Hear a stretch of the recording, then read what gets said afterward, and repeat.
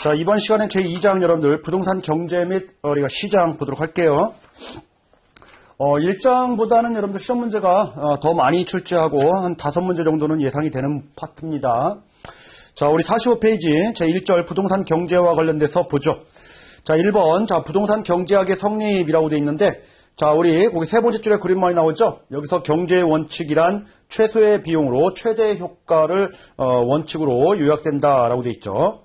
우리가 최소의 비용으로 최대의 효과를 얻는 게 바로 경제 원리인 거죠. 특히나 이제 부동산과 관련된 부분들도 토지와 관련돼서는 공급이 생산이 안 되다 보니까 최고의 용도로 쓸 수 있도록 효용을 극대화하는 쪽으로 또 이용을 해라라는 게 일맥상통할 수도 있는 부분을 지금 얘기를 하고 있는 겁니다. 자, 이 원칙이 지켜질 때 자원이 가장 효율적으로 사용되거나 배분됨을 의미한다. 그렇죠? 가장 효과적으로 쓰이게 된다는 얘기예요. 경제의 원리인 거죠. 우리 뭐 부동산뿐만 아니라 일반 경제에서도 마찬가지인 거예요. 예를 들어서 이제 거시경제 지표에 해당되는 이자율, 금리라는 부분들. 자, 지금 뭐 현행 금리가 뭐 1%대다, 뭐 1%다라고 가정해 보면은 만약에 1%라고 하면은 많은 사람들이 돈을 빌릴 거예요. 그 말은 뭐예요? 진짜 필요하지도 않은 사람들도 돈을 빌려서 쓰기에 아주 합리적인 이자율이다라는 거죠.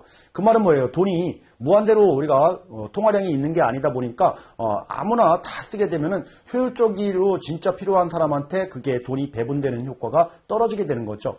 예를 들어서 금리가 1%에서 뭐 10%로 올랐다라고 하면은 진짜 필요로 하는 사람들이 10% 이상의 수익을 얻을 수 있는 사람들이 아마 그 돈을 이용해서 쓸 거예요. 그 말은 뭐예요? 자원 배분이 최적화되고 분배가 잘 된다. 그런 말인 거죠. 이게 바로 경제 논리다라는 거죠.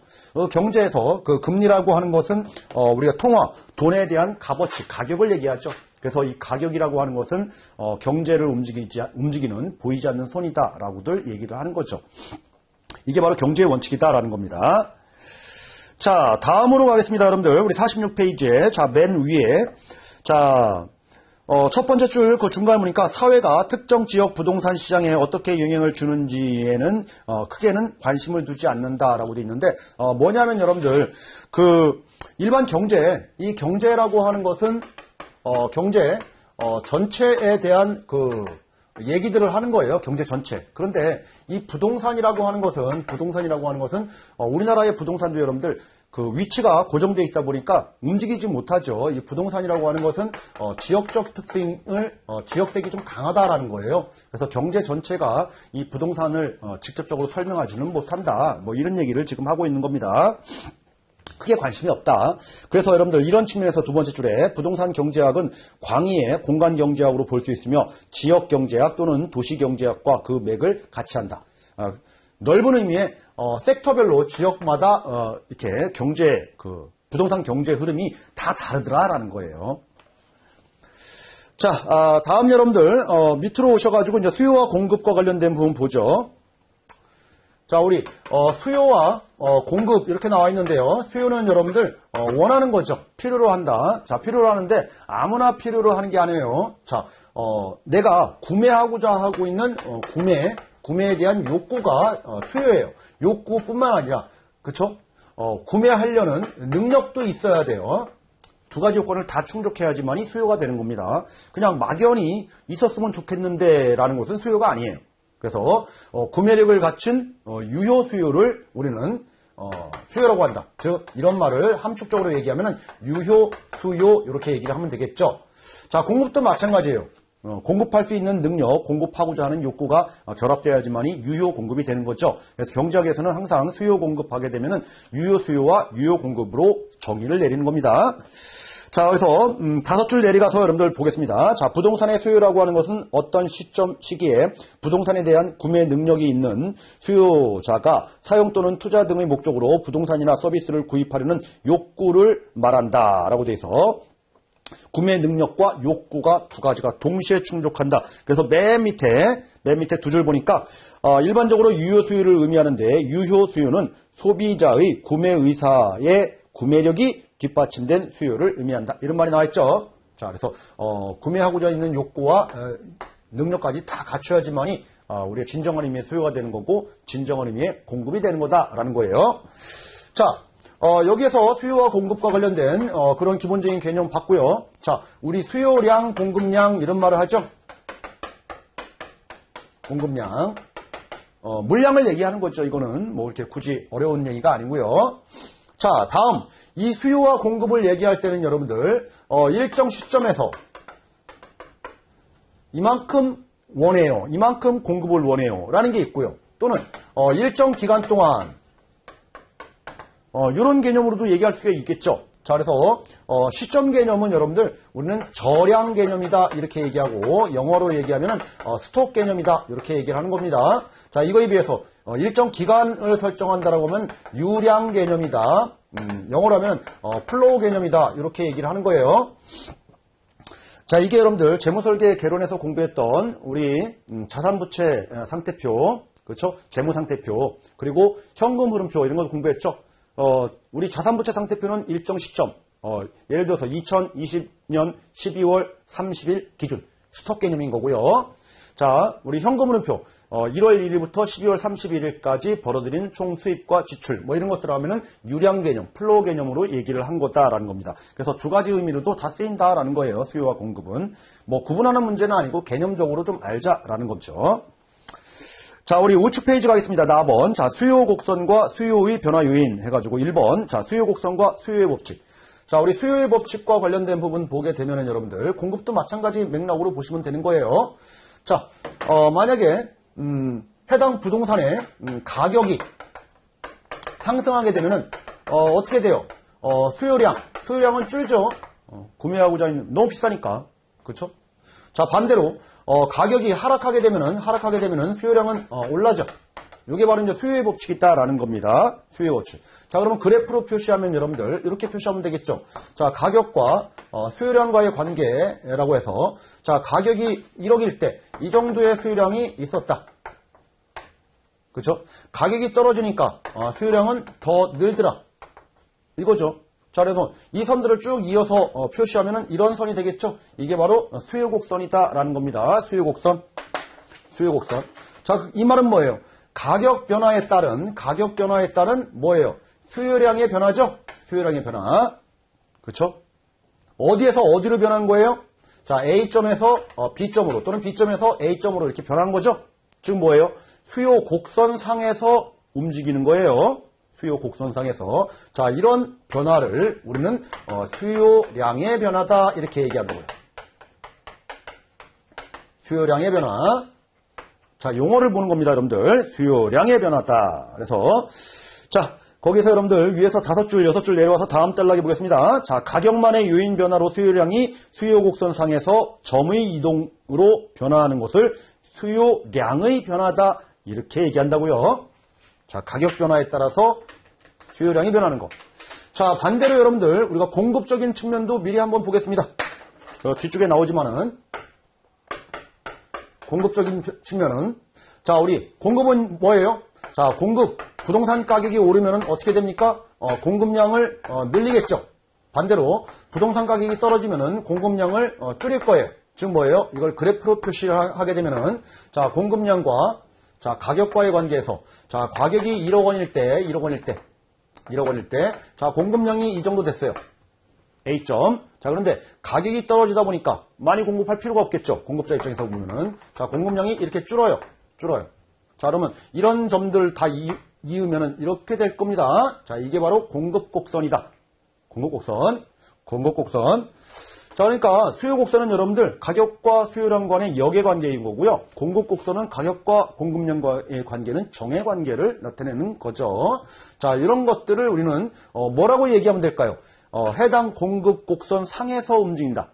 선상에서 움직인다. 자, 여기에서 여기로 움직인다. 이렇게 움직인다. 자, 그런 것들을 우리는 공급량의 변화다. 이렇게 얘기하면 될 거예요. 수요를 공급이라는 말로만 바꾸면 되겠죠. 자, 이거 이외에도 여러분들, 자, 가격적인 요인 말고도, 자, 그거 말고도, 변화하는 요인들이 있어요. 그거 외적인 요인들. 예를 들어서 소득이 증가했다라고 하면은, 내가 더 돈이 많으니까 더 좋은 거를 사고자 하는 욕구가 더 늘어날 겁니다. 그렇죠? 그러면 가격이 변했기 때문에 가격은 그대로지만은 욕구는 더 늘어날 수 있다는 얘기예요. 이해됐나요? 자, 이런 것들. 그러면은 자, A점에서 C점으로 이동합니다. 그러면 선상에서 이동하는 거예요? 아니면 선이 다른 곳으로 시프트하는 거예요? 시프트죠. 움직인다. 자, 이렇게 수요가 변한다라는 거예요. 기완으로 변한다. 이게 외적인 요인입니다. 자, 이런 가격 말고요. 가격 말고 다른 요인 변화에 따라서 이렇게 우리 수요량이 변한다. 이걸 가지고 우리는 뭐라고 얘기하냐면은 수요의 변화 이렇게 얘기합니다. 수요의 변화. 자, 그러면 수요량의 변화와 수요의 변화의 차이점은 뭐예요? 요 량자라는 단어가 들어갔느냐 안 들어갔느냐 차이예요. 그렇죠? 량은 뭐예요? 가격 변화에 따라서 선상 움직임. 자, 그 양이 없다, 수요의 변화다라고 하면은 뭐라고요? 가격 말고 다른 요인 변화에 따라서 이 수요량이 바뀌는 그런 요인들을 변화를 우리는 수요의 변화다 이렇게 얘기한다고요. 자, 우리 계속 좀 읽어보겠습니다. 자, 반면 가격 이외의 다른 요인이 변화함에 따라서 수요 곡선 자체가 이동하면서 즉 뭐예요? 쉬프트, 점프 뛴다는 얘기죠. 그래서 변화하는 것들을 우리는 뭐라고 한다? 수요의 변화라고 한다. 자, 우리 똑같은 말인 것처럼 보여도 여러분들 다른 단어입니다. 이거 시험 문제 자주 나오는 개념 묻는 문제입니다. 자, 공급도 마찬가지겠죠, 여러분. 공급도. 자, 우리 가격은 똑같지만 여러분들 가격은 똑같지만 1억 원 똑같지만은 우리 만약에 건설 기술이 발달돼 가지고 1년에 우리가 완공해야 될 것을 3개월 내에 우리가 발달돼 가지고 더 빨리 공급을 할 수가 있고, 또 하나 건설 기술을 발달하다 보니까 인건비를 안 써도 쉽게 생산할 수가 있어요. 비용을 줄일 수가 있는 거죠. 이렇게 되면 공급을 더 늘릴 수가 있죠. 가격은 똑같지만 공급이 늘어난다. 즉 어떻게 움직이는 겁니까? 우리 선상에서 움직이는 게 아니고 우리가 공급 곡선 자체가 쉬프트 해버리는 거예요. 자, 이런 변화를 뭐라고 한다고요? 공급의 변화. 선상에 움직이는 것은요, 공급량의 변화. 이해하셨죠? 자, 이런 것들을 좀 정리를 해두시면 됩니다. 자, 우리 밑으로 보시겠습니다. 그림 2-1은 자, 수요량의 변화와 수요의 변화의 그림을 나타낸 거고요. 자, 양관의 2번 수요의 변화와 관련돼서는 수요량의 변화가 아니고 수요의 변화라고 되어 있습니다. 제목이. 자, 우리 가격 얘기하면 안 되겠죠. 그러니까 가격은 양의 변화다 이렇게 얘기를 하는 얘기예요. 자, 다음 우리 48페이지 여러분들 그 가격 말고 다른 요인에 따라서는 어떻게 변하느냐 해서 동그라미 1번부터 동그라미 9번까지 상단에 박스가 나와 있죠. 자, 1번 인구가 증가한다. 그럼 인구가 증가하면 여러분들 살 공간이 필요한 거죠. 그러면 주택의 수요가 증가하겠죠. 자, 2번 핵가족, 가구 분리 등에 따라서 인구수가 증가했다. 가구수가 증가했다. 그러면 가구마다 주택이 필요하니까, 그리고 분리되다 보니까 대형 가구가 아닌 소형 아파트에 대한 수요가 증가하겠죠. 자, 3번 소득 수준이 향상되다 보니까 정상제의 경우는 증가하겠죠. 자, 우리 정상제, 소득과 관련된 부분에서 정상제라는 게 있고요. 그리고 열등제라는 게 있습니다. 뒤쪽에도 나오지만 소득 변화에 따라서 정상제, 더 좋은 것은 뭐 우등제, 우리가 열등제 중에 더 안 좋은 것은 우리는 기펜제, 뭐 이렇게도 얘기하는데, 자, 어쨌든 정상제라고 하는 것은 소득이 증가하니까 그 수요가 증가하는 것을 정상제라고 얘기합니다. 일반적인 경우라면 이렇다라는 얘기죠. 그런데 소득이 증가함에도 불구하고 수요가 줄어드는 그런 해당 물건도 있죠. 대표적으로 여러분들 반지하, 그쵸? 우리가 소득이 증가하면 연봉이 높아지면 반지하에 대한 수요는 줄겠죠. 이렇게 되는 거예요. 자, 이게 수요에 영향을 미친다. 가격하고 상관없다라는 얘기죠.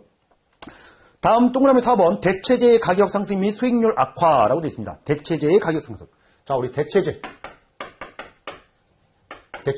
자, 내가 지금 보고 있는 아파트는 예를 들어서 오피스텔이다. 내가 지금 관심 있는 거는. 근데 오피스텔하고 동급으로 지금 보고 있는 게 예를 들어서 소형 아파트.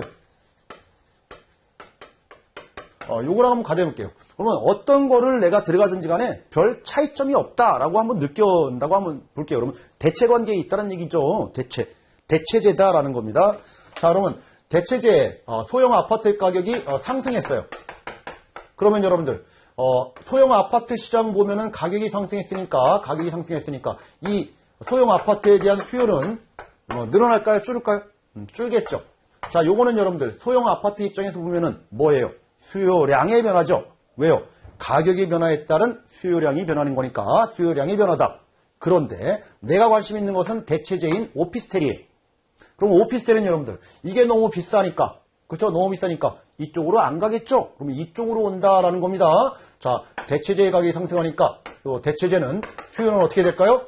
증가하겠죠? 오피스텔은 오히려 이해됐나요, 뭔지? 자, 그래서 대체제는 여러분들, 자, 대체제의 가격이 상승하니까 대체 관계에 있는 다른 부동산의 수요도 상승한다. 같은 방향으로 움직인다라는 겁니다. 지금 보니까. 원래 수요는 역의 방향이지만은 대체제는 같은 방향으로 움직인다. 수요의 변화를 얘기하니까, 수요량의 변화를 얘기하는 게 아니니까. 자, 이런 거를 얘기를 하는 겁니다. 그래서, 대체제의 가격 상승을 하게 되면은, 수요는 증가한다라는 거고요. 자, 수익률 악화라고 되어 있습니다. 예를 들어서 투자를 한다라고 가정해 볼게요. 주식에 투자할까, 채권에 투자할까, 아니면 부동산에 투자할까, 이거 세 가지만 놓고 보겠습니다. 이쪽 금융시장에서 별로 안 좋아요, 시장이 안 좋아요. 그러면 이 부동산에 대한 우리가 투자 수요는 많이 사람들이 몰리겠죠? 그렇죠? 이쪽으로 몰릴 거예요. 자, 그런 얘기를 하는 겁니다, 여러분들. 대체 투자 수단의 수익률이 저조할 경우에는 우리 부동산 시장의 수요는 증가한다, 이런 말을 하고 있는 거예요. 자, 5번 금리 인하 및 신용 유동성의 증대로 인한 대출 확대. 자, 이자율이 싸져요. 그러면 여러분들, 내가 지금 주택을 지금 사고 싶은데 어떻게 하는 거예요? 그러면 대출 받기가 좀 수월하다는 얘기죠. 그러면은 주택 수요가 증가한다. 자, 주택 가격이 하락하는 거, 상승하는 거, 그 얘기하는 거 아니죠? 수요의 변화를 얘기하는 거예요. 자, 6번 부동산 관련된 조세 세율을 인하했다. 수요가 증가하겠죠. 자, 공사법상의 규제를 완화했다. 수요가 증가하겠죠. 자, 특정 지역 및 부동산 유형에 대한 선호도가 증가했다. 사람들이 좋아한대요. 그러면 수요가 증가하겠죠. 자, 주변에 인프라 시설이 확대가 된다. 그러면은 좋아지는 거죠. 수요가 증가한다. 이런 말을 하고 있는 겁니다. 자, 그래서 이제 수요의 변화 요인들을 1번부터 9번까지 봤어요. 자, 그런데 나머지 부분들은 쉽게 이해되는데 7번 공사법상의 규제가 완화됐다라고 되어 있습니다. 대표적으로 공법 관계의 규제 완화. 공법에서 예를 들어서 그린벨트로 묶였던 지역이 우리 이제 개발이 가능하다라고 해서 제한을 완화했어요. 그럼 뭐예요? 이쪽에 토지에 대한 수요가 증가하겠죠. 많이들 사람들이 몰리겠죠. 이런 얘기 하는 거예요. 이렇게 공법상의 제한을 완화하니까 뭐예요? 공급도 건물을 올려가지고 주택을 공급을 하겠죠. 공급도 증가하게 되는 겁니다. 그래서 우리가 공사법상의 제한을 완화했다라고 하면은 이렇게 수요도 증가시키는 요인이 되지만 공급도 증가시키는 요인이 될 수가 있는 거예요. 그래서 7번 부분은 공사법 공통사항입니다. 수요와 공급 공통사항. 자, 4번 보겠습니다. 자, 부동산 수요의 특징이라고 되어 있습니다. 자, 우리 첫 번째 줄 지나서요. 두 번째 줄. 자, 부동산은 다른 재화에 비해서 고가성이 있기 때문에 자금 마련하는데 장시간 소요된다. 맞죠? 그래서 개별 수요자의 거래 빈도가 낮다. 자주 빈번히 거래되는 것은 아니다라는 거예요. 그리고 수요자가 검토해야 할 사항과 구매 절차가 전문적이고 복잡한 것도 부동산 수요의 특징이라고 할 수 있다. 자, 이외에도 부동산 수요는 부동성으로 인해서 시장이 국주화되고 수요 이동이 자유롭지 못하고 개별성으로 인해서 차별화된 수요 유형을 가진다. 각각 개별적인 특징이 많기 때문에 지역색도 많고 장기간 걸리고 비용도 많이 들고 절차도 많이 들고 여러 가지 제약 요인이 있다라는 거죠. 그래서 내가 사고 싶다라고 해서 바로 사는 게 아니다라는 거예요. 그래서 돈이 부족하다라고 하면 은행 가서 대출을 받을 때도 절차가 필요한 거죠. 이렇게 시간상으로도 시차를 둔다라는 것을 지금 얘기를 하고 있네요. 자, 우리 수요의 변화와 수요량의 변화, 가격의 변화에 따라서 그리고 그 외적인 요인의 변화에 따라서 수요 쪽을 중심으로 지금 알아봤죠, 여러분들. 자, 그러면 다음 이제 공급 보겠습니다. 공급. 자, 라번 공급의 개념 굳이 설명을 안 드려도 되겠죠. 똑같은 개념이니까. 자, 제공하고자 하는 욕구뿐만 아니라 능력도 있는 유효 공급이어야 한다라는 거예요. 자, 우리 마번 공급 곡선과 공급의 변화 요인 해가지고 1번 공급 곡선과 공급의 법칙이라고 되어 있습니다. 이건 뭐예요? 정의 관계죠. 가격이 상승하니까 공급량이 증가한다. 그렇죠? 비례 관계로 움직인다라는 겁니다.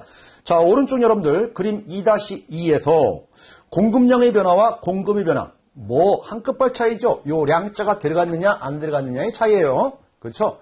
자, 가격 변화에 따라서 우리 공급량이 증가하는 거, 감소하는 것을 우리는 공급량의 변화다 이렇게 얘기를 하는 거고 이 가격적인 요인, 그 이외의 요인 변화에 따라서 공급량이 변화하는 것을 우리는 공급의 변화다 이렇게 얘기하면 된다는 얘기입니다. 자, 그러면은 우리 양괄호 2번 자 공급의 변화, 공급량이 아니죠. 공급이 변화시키는 요인들은 아까 봤습니다. 수요에 변화시키는 요인들 우리 1번부터 9번까지 봤죠. 자, 우리 공급 변화시키는 요인들은 어떤 것들이 있는지 50페이지 가서 보도록 하겠습니다. 자, 기술 수준에 향상됐다. 자, 조기에 우리가 건축을 할 수 있대요. 비용도 줄일 수 있대요. 그럼 공급량이 늘어나겠죠. 그리고 건축 자재 비용이 다운됐대요. 그럼 공급이 늘어나겠죠. 해당 건물의 가격 변화가 아닙니다. 다른 요인의 변화예요. 자, 금리 인하 등 금융 비용이 감소했대요. 자, 그러면 공급이 증가하나요? 그렇죠, 여러분들. 왜요? 자, 왜요? 우리가 건물을 져서 공급하는 사람들도 내 돈 가지고 투자하는 게 아니고 빌려서 투자합니다. 빌려서 투자할 때 이 차입 비용이 너무 비싸다라고 하면은 원활하게 공급 생산들을 못 해요. 투자를. 그죠? 우리 금리가 하락되면은 원활하게 투자해가지고 공급할 수가 있게 되는 거죠. 자, 그런 얘기를 하는 겁니다. 자, 4번, 규제 완화. 그쵸? 자, 5번, 규제 완화와 관련돼서 나지, 공지 등의 이용 가능성 증대. 예를 들어서 공지. 우리가 바닥 면적이 이렇다고 할 때 건폐율이 60%였어요. 이 정도를 우리는 건설을 할 수 있었어요. 근데 나머지 이제 공지죠. 공지를 이용할 수 있게 건폐율을 70%까지 더 질 수 있다라고 하면은 공급 물량을 늘릴 수가 있다는 얘기죠. 자, 5번 이용 가능한 건축물의 저량을 감소했다. 이용 가능한 건축물의 저량이 감소됐다. 그 말이에요. 저량이 뭐예요? 일정 시점의 양이죠. 현장에서 지금 현실 세계에서 우리가 눈으로 보이는 이 시장에서 양이 줄었대요. 그러니까 뭐예요? 지금 인구는 자꾸 늘어나고 아파트는 오래된 아파트는 여러분들 재건축 재개발이 안 된다고 하면은 다 우리 허물어야 되는 거잖아요. 철거해야 되는 거잖아요. 그러면은 새로운 신규 건축 물량을 늘려야 되는 거죠. 가격 변화랑 상관없이. 이해하셨죠? 자, 다음 여러분들 봐본 부동산 공급의 특징이라고 되어 있습니다. 자, 우리 첫 번째 줄. 자, 맨 위에 첫 번째 줄 중간이에요. 자, 먼저 토지는 비생산성으로 인해서 물리적으로 공급이 한정되어 있다. 그리고 고정성으로 인해서 이동이 불가능하다는 특징이 있다. 우리 앞에서 토지의 자연적 특성에 대해서 다 정리를 했네요. 자, 그런데 이제 건물과 관련된 부분들은 공급은 할 수 있다. 그런데 시간이 좀 걸린다. 우리 단기간 내에 공급하는 것은 아니다라는 거죠. 자, 다음 여러분들 거기 5줄, 6줄 지나서 두 번째 단락 보겠습니다. 자, 이러한 물리적으로 한정된 토지의 공급 문제, 공급 부족 문제를 극복하기 위해서 토지 이용을 효율화하고 경제적 활용도를 증대시키는 경제적 공급을 통해서 공급량을 증대시킬 수 있다라고 되어 있습니다. 자, 물리적인 공급은 안 돼요. 토지는 생산이 안 되니까. 근데 경제적으로는 공급할 수 있어요. 예를 들어서 공유수면 매립, 근처에 있는 인근에 있는 산들, 임야들이죠. 야산을 우리 깎아요. 그렇죠? 그래서 택지 개발해요. 이렇게도 가능하다는 얘기입니다. 그래서 이것들을 우리는 절대적인 양을 증가시키는 건 아니고요. 이용할 수 있는 양을 증가시키는 경제적 공급이라고 합니다. 황무지나 미개간지를 농지라든지 임지라든지 택지 등을 조성해가지고 올려주게 하는 거, 뭐 이런 것들. 아니면 여러분들 우리 용적률을 더 올려가지고 위로 더 올리게 하는 거. 이렇게 경제적 공급은 가능하다. 그런데 토지의 절대적 공급은 불가능한 거예요. 자, 그래서 이걸 경제적 공급이라고 한다. 뭐 이렇게 우리 이제 책에서 지금 얘기를 하고 있는 거죠. 자, 이렇게 공급 요인을 봤어요. 그러면 우리 시험용과 관련돼서는 여러분들 요 량의 변화와 근양의 변화 이것도 잘 보셔야 되고요. 공급의 변화 요인, 수요의 변화 요인들도 구분하셔야 돼요. 다음 중 부동산 수요에 영향을 미치는 요인이 아닌 것은 하면 공급의 요인이 시험 문제 나올 수도 있습니다. 자, 4번 보겠습니다. 자, 수요 공급의 탄력성에서 수요의 가격 탄력성 이런 말이 나옵니다. 자, 우리 탄력성과 관련된 부분이에요. 얼마나 민감하게 반응하느냐라는 민감도예요. 민감도. 자, 첫 번째 보니까 가격 탄력성이죠. 수요의 가격 탄력성 또는 공급의 가격 탄력성 이렇게들 얘기합니다. 자, 가격 탄력성이라는 얘기는 뭐냐면은 자, 가격이 이렇게 떨어지니까 자, 수요량은 이렇게 증가한다. 만약에 수요 곡선이 이런 곡선이 아니고 이런 곡선이었다라고 가정하면요. 더 완만하다. 더 누해져 있다라고 하면은 가격이 떨어지니까 수요량은 이만큼 증가하더라라는 거죠. 더 많이 증가하더라. 만약에 가격이 오르면 더 적게, 더 많이 줄더라. 민감하게 반응한다라는 거죠. 이걸 가지고 우리는 탄력성 이렇게 얘기합니다. 그래서 가격 1 변화할 때 수요량 어느 정도 변화하는지 이 정도를 나타내는 게 바로 탄력성이다라는 겁니다. 1대1로 변화하면은 이 탄력성은 1이라고 하는 거예요. 만약에 1 떨어졌는데 얘는 0.5 올랐다라고 하면은 탄력도는 1보다 작다 이렇게 얘기를 하는 거고요. 근데 아예 변화하지 않는다 그러면은 탄력도를 우리 0이라고 하는 거고요. 자, 1 떨어졌는데 2 증가했다라고 하면 탄력도를 탄력도가 1보다 크다 이렇게 얘기를 하는 거고요. 자, 만약에 이게 수평이에요. 수평. 그러면 뭐 변화가 뭐 거의 미세하게 0.0000 아주 조그만 변해도 무한대로 변하는 거죠. 이거를 우리는 탄력도가 무한대다 이렇게 얘기를 한다는 얘기예요. 자, 이걸 가지고 우리는 어떻게 명칭을 하냐면은 이건 완전 비탄력. 자, 1이라고 하는 것은 우리는 단위 탄력. 자, 이거는 완전 탄력. 자, 요거는 비탄력적. 자, 요거는 탄력적. 자, 용어와 관련된 부분들도 알고 계셔야 돼요. 용어. 자, 이런 부분을 지금 얘기를 하고 있는 겁니다. 자, 그래서 우리 51페이지 여러분들, 51페이지 맨 위에 식이 나와요. 수요의 가격 탄력성이라고 하는 것은 수요량의 변화 비율 나누기 가격의 변화 비율. 즉 뭐예요? 가격이 1 변화했을 때 수요량은 어느 정도 변화하느냐의 정도를 우리는 가격 탄력성, 가격의 민감도 이렇게 얘기한다는 얘기예요. 자, 밑으로 가셔가지고 여러분들 바로 1 기준으로 1을 단위 탄력적 또는 1보다 크면은 탄력적, 1보다 작으면 비탄력적. 그죠? 0이면은 완전 비탄력적. 무한대면은 완전 탄력적. 무한대. 이렇게도 얘기한다는 얘기입니다. 자, 우리 동그라미 2번. 수요의 가격 탄력성에 영향을 미치는 요인. 자, 별표입니다, 이건. 자, 가격 탄력성에 영향을 미치는 요인은 여러분들, 우리 첫 번째 줄에 그런 말이 나옵니다. 자, 수요의 탄력성에 영향을 주는 요인은 대체재의 유무, 상품의 성질, 시간 등이다. 자, 첫 번째, 대체재가 많을수록 수요자는 선택의 폭이 넓어지기 때문에 아주 탄력적이다. 이렇게 나옵니다. 자, 첫 번째 보겠습니다. 자, 대체재가 많다라는 얘기는 뭐예요? 예를 들어서 좀 전에도 봤죠, 여러분들. 우리 소형 아파트하고 오피스텔하고 대체 관계에 있다라고 하면은 다른 거로 또 보죠. 이거 소형 아파트랑 또 대체할 수 있는 거 연립도 대체재로 보겠다.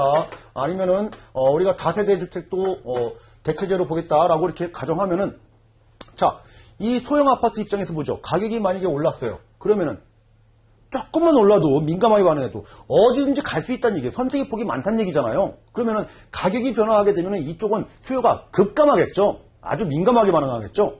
여러 가지 바꿔 쓸 수 있는 게 많기 때문에 그러는 거예요. 많기 때문에. 그게 바로 대체재가 많으면 많을수록 자, 가격 탄력도가 커진다 그 말이에요. 아주 탄력적이다. 자, 다음 여러분들 그 다음 줄에 세 번째 줄이에요. 따라서 상대적으로 대체재가 많은 주거용 부동산이 상업용, 공업용 부동산에 비해서 탄력적이다. 그런 말이 나오죠. 그렇죠? 우리가 상업용, 공업용은 바꾸기가 상당히 힘들죠. 특히 공업용 같은 경우는. 대체재가 좀 많이 없죠. 그러니까 약간 비탄력적이 되는 거고 주거용은 탄력적이 된다라는 거예요. 자, 다음 여러분들 또한 단기간 내에 대체재를 찾기 어려워 가격 탄력성이 비탄력적이지만은 장기로 갈수록 탄력적이 될 수 있다. 이런 말이 나오죠. 자, 두 번째예요. 자, 기간이 길면 길수록 내가 구할 수 있는 시간적 여력이 한 달 내에 구해야 돼요. 그러면은 어쩔 수 없이 들어가야 되는 거잖아요. 그런데 10년 내에 구해도 상관없어요. 라고 하면은 해당 재화의 가격이 떨어지면 상승하면 다른 거 찾는 시간이 많이 우리가 할당이 되는 거잖아요. 그러면은 여러분들 이쪽에 잘 안 가고 다른 거에 찾아가지고 다른 데로 간다는 얘기죠. 그만큼 우리 이 소형 아파트의 탄력도는 민감하게 반응한다는 얘기입니다. 그래서 기간이 길면 길수록 탄력적이다 이런 말이에요. 자, 다음 여러분들 계속적으로 보겠습니다. 자, 세 번째요. 상품의 특성 측면에서는 생필품의 경우 가격 상승에도 수요가 감소하기 어려워 비탄력적인 특징이 있지만 사치품인 경우에는 탄력성이 크게 나타난다. 이런 말이 나와 있죠. 자, 세 번째입니다. 사치성일수록 더 탄력적이다 그 말이에요. 자, 그 말은 뭐예요? 우리 아파트 가지고, 우리 부동산 가지고 얘기하지 마시고요. 일반적으로 집에서 쓰는 생필품 가지고 얘기할게요. 쌀 한번 보시죠. 우리 주식이 쌀이다. 물론 좀 빵을 드시는 분들도 있지만 그런 건 예외는 생략하고요. 자, 쌀값이 올랐어요. 그러면 여러분들 쌀 소비 안 하나요? 사야죠. 그쵸? 어쩔 수 없어요. 쌀값이 내렸어요. 그러면 쌀을 2배로 사나요? 그렇지는 않죠. 그 말은 뭐예요? 가격 변화에 따라서 수요량이 거의 변화가 없다라는 거죠? 그죠? 그 말은 뭐예요? 가격이 1 오르고 1 떨어져도 수요량은 별로 미동도 하지 않는다. 탄력적이다, 비탄력적이다? 비탄력적이다. 그 말이에요. 자, 이거에 비해서 우리 여러분들 사치 부리는 거. 액세서리 한번 예를 들어 볼게요. 액세서리가 생필품일 수도 있겠지만은, 자, 액세서리 가격이 지금 10,000원이에요. 그러면은, 우리 패션을 위해서 하나 정도는 찰 수 있어요. 자, 액세서리 없어도 되죠? 액세서리가 10,000원이 아니고 100,000원 올랐어요. 그럼 사실 분 있나요? 플라스틱으로 만든 거? 안 살 거예요. 그쵸? 엄청 민감하게 반응한다는 얘기죠. 이 말이에요. 그래서 여러분들 주거용이라든지 이런 아파트 같은 경우에는 우리 사치성 아파트에 해당되는 별장 이런 거에 비해서 우리 별장 같은 경우는 민감하게 반응한다는 얘기입니다. 가격이 조금만 올라도 안 사요. 가격이 조금만 내려가도 많이들 살려고 갑니다. 정상 가격보다. 자, 이런 것들을 좀 정리를 하자라는 거죠. 대체재가 많을수록 기간이 길수록 그리고 사치성 우리 부동산일수록 뭐예요? 가격 탄력성이 커진다. 탄력적이다. 이거. 자, 우리 3번 보겠습니다. 자, 부동산의 가격 탄력성과 총수입과의 관계라고 나와 있죠. 자, 우리 페이지 넘기셔가지고 여러분들, 우리 52페이지 표 2-1을 잠깐 볼게요. 이거 2-1이 위에서 설명하는 것들을 다 집약한 거예요. 자, 우리 단위 탄력적, 그리고 비탄력적, 탄력적, 이런 것들을 볼 겁니다. 자, 만약에, 단위 탄력적만 볼게요. 자, 내가 부동산을 개발해가지고 공급하는 입장이라고 하면은 여러분들 부동산을 분양해서 팔아야 되니까 수익이 나야 되겠죠? 자, 예를 들어서, 지금 한 개, 판매하는데, 자, 100만원에 판매한다라고 하면은 내 수입은 100만원인 거죠? 그쵸? 10개라고 할게요. 그럼 1000만원인 거죠? 1000만원. 자, 가격을 여러분들, 반 낮췄어요. 50으로 낮췄어요. 그러니까 수요량은 반 증가한다는 얘기. 그러니까 더블로 증가한다는 얘기예요. 그러면 수요량은 20으로 증가한답니다. 똑같이 움직인다는 얘기니까 1이니까. 자, 그 말은 뭐예요? 1,000만 원에 총 매출액이 나오겠죠? 가격을 2배로 올렸어요. 200만 원으로 올렸어요. 그러면은 우리 수요량은 2배로 줄겠죠? 5로 줄어요.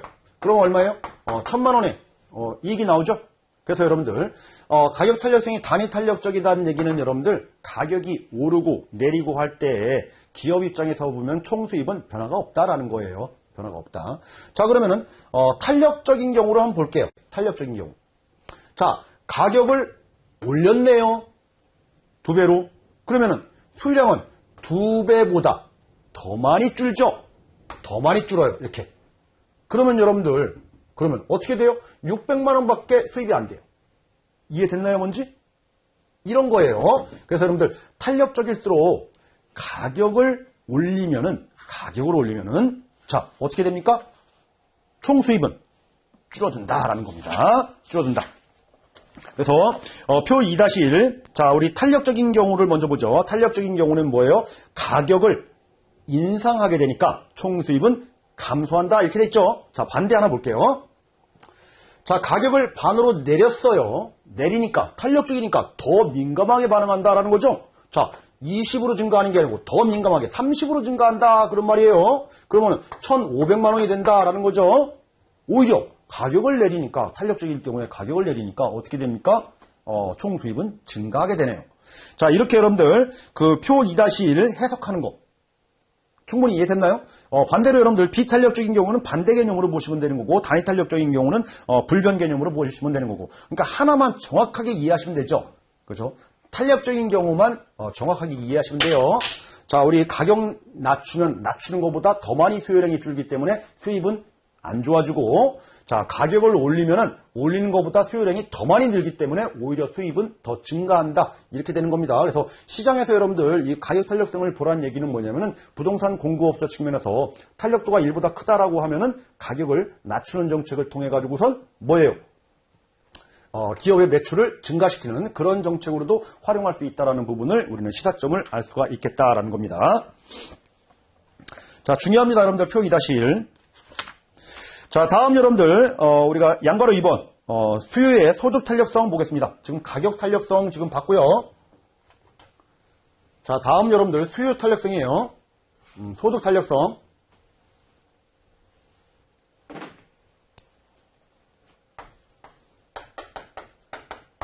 소득 탄력성. 자, 소득이 증가함에 따라서 어느 정도 우리가 움직이느냐, 이걸 가지고 우리는 소득 탄력성이라고 하는 거죠. 정상제인 경우는 어떻게 돼요?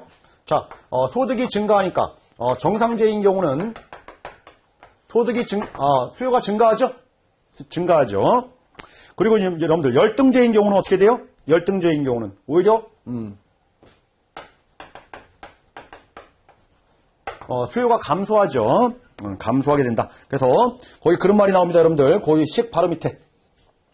정상제나 우등제의 경우에는 플러스 정의 값을, 그리고 열등제는 마이너스의 값을 나타낸다. 그런 말이 나오는 게 바로 이 얘기예요. 이게 어렵진 않죠? 소득 탄력성. 자, 우리 세 번째 여러분들, 우리의 수요의 교차 탄력성 이런 말이 나옵니다. 교차 탄력성. 자, 교차 탄력성은 이 대체제와의 관계입니다. 대체제. 자, 우리 우측 페이지 잠깐 가서 볼게요, 여러분들. 대체제. 메뉴의 수요의 교차 탄력성은 뭐예요? A제와의 가격이 변화에 따라서 B제와의 수요량이 어느 정도 영향을 미치느냐. 자, A라는 거에 가격 변화에 따라서 얘의 수요가 어떻게 반응하느냐. 이게 바로 교차 탄력성인 거죠. 교차 탄력성.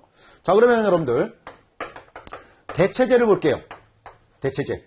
자, 우리 소형 아파트의 가격이 상승했습니다. 상승. 그러니까 자, 오피스텔의 수요는 증가하죠. 대체제는 정해관계네요. 그렇죠? 우리 정상제도 정해관계였잖아요. 이거예요. 자, 그러면 대체제가 있다고 하면은 보완제도라는 것도 있어요. 보완제.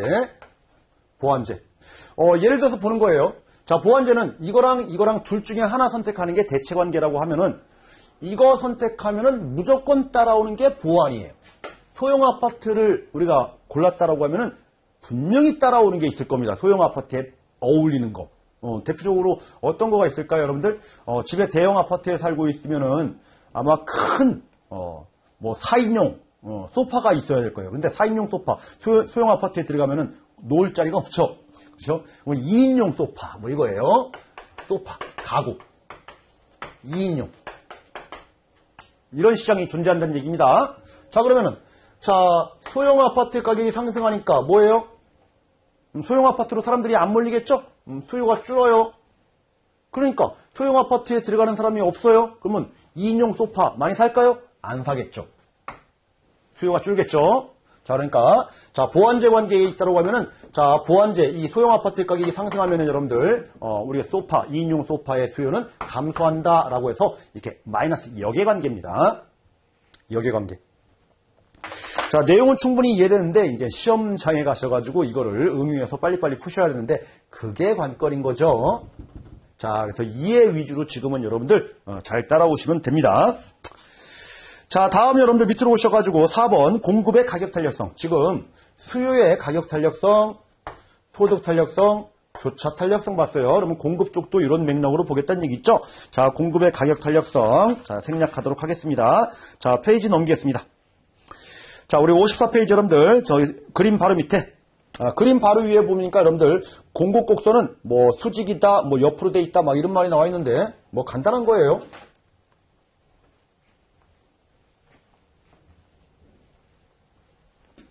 자, 물리적인 측면, 즉, 자연적인 특성 면에서 보면은 여러분들, 우리가 가격 변화에 따라서 공급량의 변화를 보니까, 토지와 관련된 부분들은 어떻게 돼요? 토지는 절대적으로 생산이 안 되니까 수직이죠. 가격이 변화해도 공급량을 늘리고 줄일 수는 없잖아요. 이걸 가지고, 토지에 대한 공급 탄력성을 보면은 0이다. 완전 비탄력적이다. 이렇게 얘기하라는 얘기입니다. 자, 그런데 건물 같은 경우는 일정 기간이 지나면은 올릴 수도 있죠. 그리고 토지라고 해도 여러분들, 절대적인 물리적인 공급은 증가시키지 못하지만은 경제적 공급, 즉 뭐예요? 공유수면 매립, 정리사업, 이런 걸 통해가지고, 이용할 수 있는 토지를 경제적으로 제공할 수는 있죠. 근데 단기간에 제공을 못하니까 일정 기간이 좀 길게, 장기간 봤을 때는, 우리가, 공급은 더 늘릴 수가 있어요. 그렇죠? 그러니까 이런 식으로 우리가 장기적으로는 공급 곡선이 이렇게 움직일 수 있겠죠. 자, 이런 얘기들을 지금 하는 겁니다. 근데 민감하게 반응하지는 못하죠. 민감하게 반응하지는 못한다. 자, 그래서 세 번째 줄에 그런 말이 나옵니다. 공급선이 수직으로 완전 비탄력적이 되고, 자, 경제적 공급 등을 통해서 중장기적으로 공급량이 늘어나게 되면 우상향하는 탄력성을 띠게 된다. 그렇죠? 자, 다음 여러분 따라서 부동산의 공급 탄력성은 기간에 많은 영향을 받게 된다. 그렇죠? 기간이 길면 길수록 공급을 100년 동안 공급한다라고 하면은 100년 동안 쉽게 공급할 수 있죠. 충분히 건설할 수 있으니까. 그렇죠? 더 탄력적으로 바뀐다. 우리 여러분들 수요의 가격 탄력성에 영향을 미치는 요인들, 가격 탄력성이 탄력적이 되려면 첫 번째 뭐라고 했죠? 대체재 수가 많아야 된다. 자, 두 번째 뭐라고 했죠? 우리가 기간이 길면 탄력도를 높일 수가 있다. 자, 세 번째 뭐라고 했죠? 사치 품일수록 더 민감하게 반응한다. 이게 바로 가격 탄력성에 영향을 미치는 요인들이라고 했죠. 이것도 마찬가지로 공급도 기간이 영향을 많이 미친다. 이런 말을 하는 거예요. 자, 이외에도 규제 완화로 인해서 용도 전환이 용이해지거나 인허가 기간이 짧아지게 되면 공급의 가격 탄력성은 커진다. 그렇죠? 쉽게 공급할 수 있다라는 거죠. 민감하게 반응할 수 있다. 자, 다음으로 가겠습니다. 자, 3번 수요 공급의 균형이라고 되어 있습니다. 상당히 여러분들 이거 경제학적인 내용들을 지금 공부를 하고 계시는 거예요. 그래서 이 경제학 공부를 하셨던 분이라고 하면 좀 쉽게 이해가 되고 아무것도 아니지만은 경제학 공부를 안 하신 분들이 이 내용을 보시게 되면 왜 부동산에서 이렇게 어려운 내용들을 공부하나 이렇게 느껴지실 수도 있게 되더라라는 거죠. 자, 어쨌든 자, 수요 공급이 이제 시장에서 만납니다. 자, 수요 곡선이 이렇게 되는 거고요. 자, 공급 곡선이 이렇게 되는 거죠. 자, 그래서 시장에서 여러 다수의 참여자들이 만나가지고선 서로 이제 흥정을 한다는 얘기예요. 흥정을 해가지고 이 정도의 가격에서 균형점을 찾겠다라는 게 수요 공급의 균형이다라는 겁니다. 수요 공급의 균형. 자, 다음 여러분들 우리가 수요 공급 관련돼 가지고 만약에 이런 상태가 균형점이 여기가 형성되는데 가격이 갑자기 올랐어요. 가격이 오르면은 이 가격이 된다는 얘기죠. 이 가격이 되니까 공급은 이렇게 증가하게 되고 수요는 줄죠. 자, 이렇게 우리가 초과 공급의 문제가 발생한다. 자, 초과 공급. 공급이 많아지니까 여러분들 어쨌든 간에 가격은 밑으로 내려오게 돼 있는 겁니다. 자, 반대로 시장 가격이 이렇게 낮은 가격이 형성됐다는 얘기는 싸니까 수요자들은 많아요. 그런데 공급자들은 줄겠죠. 자, 이런 현상들을 우리는 초과 수요다 이렇게 얘기합니다. 자, 우리 사는 사람들이 많다 보니까 결국 뭐예요? 가격은 균형점 위로 올라가게 되는 그런 현상들이 발생을 하는 거예요. 이해하셨죠? 그래서 균형적인 가격에서 이렇게 형성들이 되는 겁니다. 자, 만약에 시장에서 우리 임대료 같은 경우, 여기가 이제 임대료다라고 한번 가정해 볼게요. 임대료가 월 우리가 1,000만 원이다. 이렇게 균형점을 찾았어요. 그런데 현실 세계에서 여러분들 임대료가 너무 비싼 경우가 많죠. 그래서 정부에서 임대료 상한제라는 규제를 했어요. 임대료 상한제. 임대료 상한 규제를 했어요. 얼마로? 1,500만 원. 1,500만 원이 상한이야. 더 이상 높게 하지 마. 라고 해서 규제를 했네요. 이 규제선이 어디예요? 여기죠. 1,500만 원. 아무리 1,500만 원 높게는 임대료 받지 마라고 해서 제한했어요. 근데 시장에서는 1,000만 원에 받고 있잖아요. 그렇죠? 그러면은 정부가 이런 정책을 썼다라고 하면 이 정책의 실효성이 있을까요? 아무런 의미가 없다라는 겁니다. 아무런 의미가 없다. 자, 그런데 정부에서 700만 원 임대료 상한제 이렇게 균형 가격보다 낮은 금액으로 임대료 상한제를 하게 되면은 이게 바로 단기간에 효과가 발생한다는 얘기죠. 그래서 여러분들 정부의 정책도 부동산 시장을 정확하게 보고선 어느 정도 가격을 책정해야 될지 매겨야 된다라는 겁니다. 매겨야 된다. 이게 바로 정부 정책인 거예요. 이게 바로 효과가 있는 겁니다. 자, 그러면은 효과가 있으니까 이런 상황이 되면 여러분들 초과 수요라는 게 발생을 하잖아요. 이 초과 수요가 발생하게 되면은 뭐예요? 먼저 선점한 사람들, 임대시장에서 선점한 사람들이 임대료, 그쵸? 원래 1,000만 원 주기로 했는데 지금 700 가지고 지금 싸게 지금 선점한 사람들이 있다는 얘기죠. 그쵸? 그러면 다른 사람이 진짜 필요한 사람이 꼭 나한테 좀 넘겨주세요라고 하면은 어쩔 수 없이 700만 원에 넘겨주게 되겠죠? 더 이상 높게 받을 수는 없으니까. 그러면 뭐예요? 진짜 필요한 사람들은 밑돈 거래를 하겠죠? 그걸 가지고 우리는 암시장이라고 합니다. 암시장이 출현할 가능성이 있는 거예요. 출현 가능성. 그리고 먼저 들어간 사람들은 딴 데로 안 옮기겠죠. 그죠? 우리 밑돈 없이도 700만 원 임대료 가지고 지금 싸게 쓰고 있으니까. 그렇죠? 그래서 새롭게 진입하는 우리 임차인 이런 사람들이 우리의 임대 물건을 확보하기가 상당히 어려운 부분이 이렇게 발생을 합니다. 이게 아무리 임대료 상한제라고 해서 다 좋은 게 아니에요. 안 좋은 역풍도 있다는 얘기입니다. 그리고 또 하나는 여러분들 그 임대인 입장에서 보면은 1,000만 원 받아야 될 거 700만 원만 받으라고 하니까 기분 나쁘죠. 그렇죠? 그리고 몰려드는 사람은 많고 그러면 여러분들 이 임대 건물을 관리를 제대로 할까요?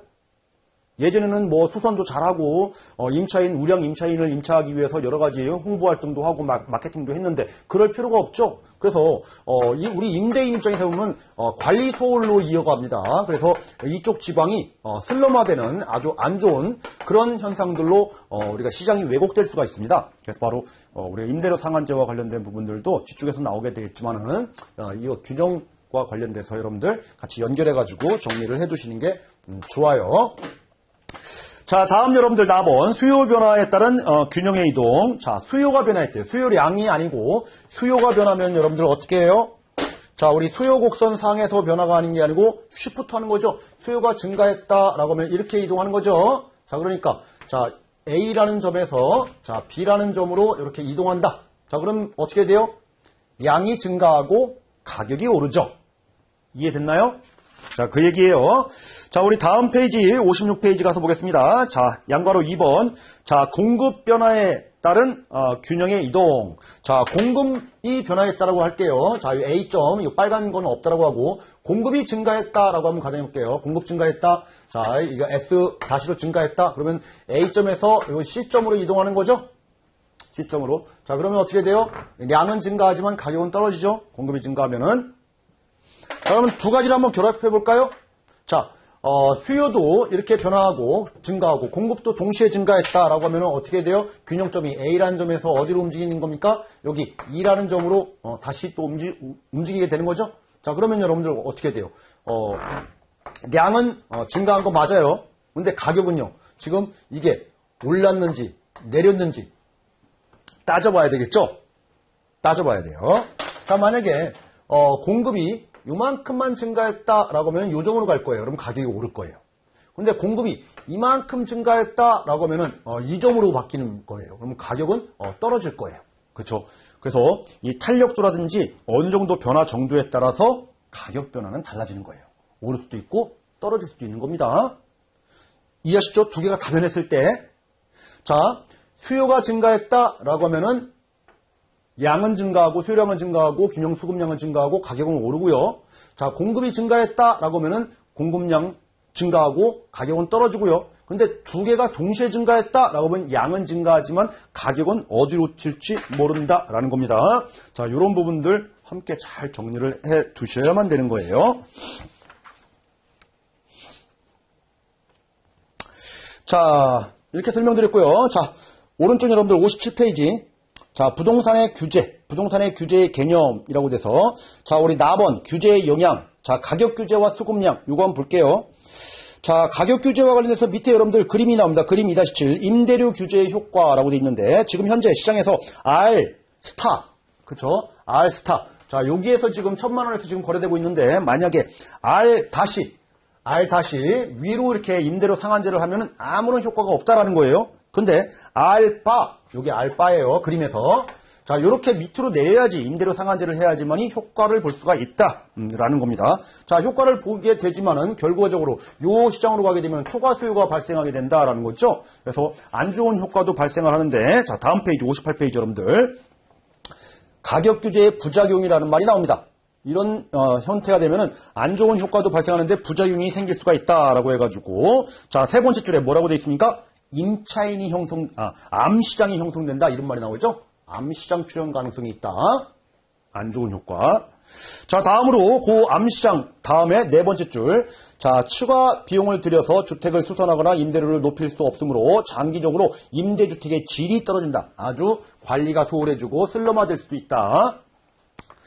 자, 그리고 그 지방 내에서 그 지역 내에서 임대료가 원래 1,000만 원인데 지금 700만 원밖에 안 되니까 안 옮기겠죠. 그래서 여러분들 이동이 제약받게 된다. 그리고 기존 임차인들이 이동이 저하되면 새로운 임차인들은 임대주택을 더욱 구하기 어려워지는 악순환이 발생하게 된다. 이런 말이 나옵니다. 그래서 우리가 임대료 상한제라는 게 무조건 만사형통은 아니다라는 거예요. 우리 중장기적으로 봤을 때는 이 시장에 왜곡 현상들이 분명히 발생할 수 있기 때문에 이 정부의 부동산 시장 개입이라는 것은 신중해야 될 필요가 있는 겁니다. 그래서 우리가 순간적으로 단기적으로 우리가 잡을 때는 많이 써도 장기적으로 잡을 때는 이 가격 제한제 이거는 아주 엄청난 시장에 직접적인 영향을 미치기 때문에 아주 큰 파급 효과가 올 수가 있다는 부분들을 우리 교재에서 지금 설명을 하고 있는 거예요. 자, 우리 여기까지 가격 규제까지 우리 연결해가지고 좀 설명을 드렸죠. 이번 시간에 지금 수요와 공급과 관련된 부분들 그리고 수요의 요인, 공급의 요인 그리고 수요량의 변화, 수요의 변화, 공급량의 변화, 공급의 변화 그리고 탄력도 개념, 가격 탄력도, 소득 탄력도, 교차 탄력도 이런 개념들을 봤고요. 자, 그리고 탄력도에 우리가 영향을 미치는 요인들 뭐죠? 대체재의 수라든지 기간이라든지 아니면 사치품과 관련된 부분들도 봤고요. 그렇죠? 그리고 우리 수요 공급의 균형과 관련된 부분도 봤고요. 자, 균형점보다 높게 되면은 초과 공급, 밑으로 가게 되면 초과 수요. 이 초과 수요를 설정해주는 정책이 바로 임대료 가격 정책, 규제 정책이다. 자, 규제 정책이 단기간 내는 실효성을 볼 수는 있겠지만은 중장기적으로 가게 되면은 우리 안 좋은 현상들도 발생하는데 암시장이라든지 관리 소홀의 문제 이런 것들도 염두에 둬야 된다라는 부분들을 봤고요. 자, 우리 탄력도와 관련된 부분에서 보게 되면 또 추가적으로 보면은 탄력적일수록 여러분들 가격을 낮출 때 많은 사람들이 몰리기 때문에 오히려 기업의 수입은 증가할 수 있지만은 가격을 높인다라고 하면은 탄력적일수록 수요가 급격히 감소하기 때문에 기업의 수입은 감소할 수 있다. 그래서 탄력도에 따라서 가격 정책이 아주 민감하게 반응을 해야 된다라는 거죠. 기업의 수입과 직결되기 때문에 그런 거 우리 함께 좀 정리를 했습니다. 자, 잠깐 쉬었다가 다음 시간에는 여러분들 부동산 경기 변동 이하 부분 더 진행하겠습니다.